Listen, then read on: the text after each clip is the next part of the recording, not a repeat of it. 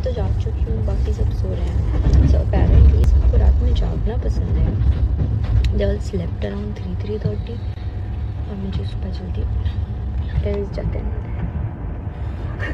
ये इंसान उठ गया जल्दी।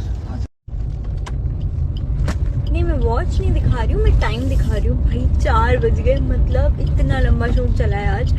I am so tired but I'm very happy and excited and yeah, waiting for tomorrow, going somewhere and very much sleepy but very much energetic। मैं इतना weird सा कुछ तो फील कर रही हूँ, मतलब